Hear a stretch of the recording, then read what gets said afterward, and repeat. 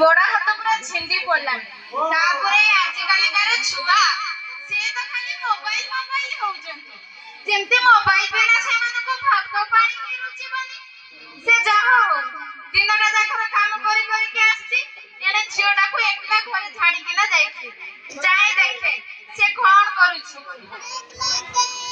ଲିପ୍ସା ମୋର ଗୋଟେ ରିଲ୍ସ ବନା, ସେ ଯୋଉ ଟ୍ରେଣ୍ଡିଂ वाला ଗୀତ, ସେ ଲୋକଟା ବିଲ ଭସାଇଥାଏ, ତାର କୁଣ୍ଡେଇ ହଉଥାଏ ଆଉ ସଲ ସଲ ହଉଥାଏ। ସେଟା ସଲ ସଲ କି କୁଣ୍ଡେଇ ହେଲା ନୁହେଁ, ସେଟା ହେଲା ବିଲ ସାରା ସାରା ପାଣି ପାଣିକୁ ଲାଗୁଛି ହେଲାଣି, ସଲ ଲାଗେ କୁଣ୍ଡେଇ ହେଲାଣି। ବୁଝା ବୁଝା ମୁଁ ସେଇ ଭିତରେ ରିଲ୍ସ ବନେଇବି। ଓକେ 1 2 3 ପାଣି ବାଜି ଭଲ କୁଣ୍ଡେ କଞ୍ଚଲା कौन चलती है कौन चलती है मामा से ट्रेंडिंग की तरफ वो रील्स बनो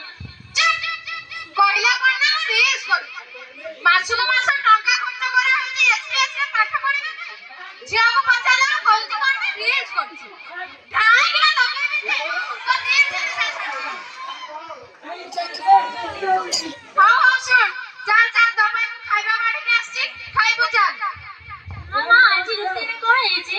जानि छु गुड़िया तो पाई आछि रमुआ पाखरु चुंगुडी झोळ आ मटन झोळ आनि ओ मां तो बात हो जाओ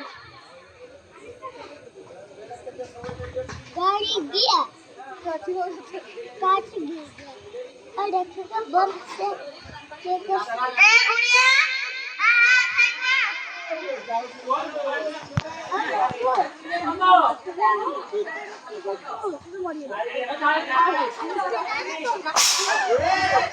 ये कौन पानी डाली ये कौन सुखिला भात झिया को तो पाला ना सुखिला भात रुचनी आ झिया को बर्तन झोळ दरकार मैं पानी डाली सुखिला भात खाइबी खाइला खा ना खाइला तोरा बहाना सुखी पारिबे खा के ना खा काली के तो स्कूल जेबे आ तो स्कूल ना जाइछु तो पिठी की मां हतो जितना बुहा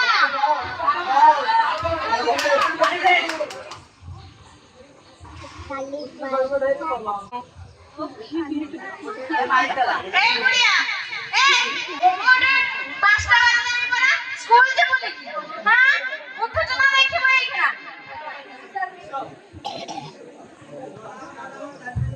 मामा आज बहुत जोर से मेरा पेट बिंदुची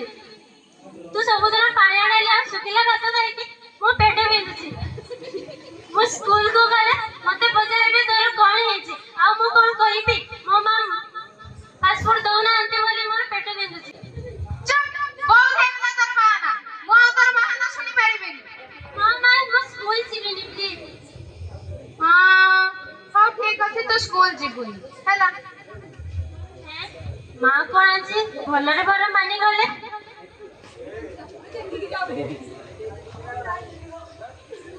ए गुड़िया हेलो हेलो घर टिके झाड़ू मार देलु ए गुड़िया गांव जा बाइक देखो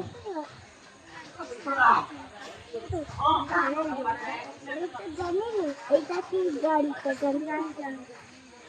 मां सरला मामू जाऊ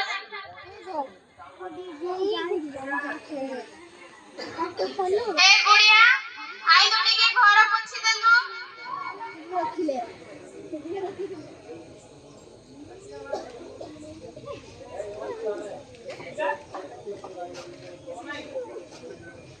आया गुरु साहब सरला मामू जाऊची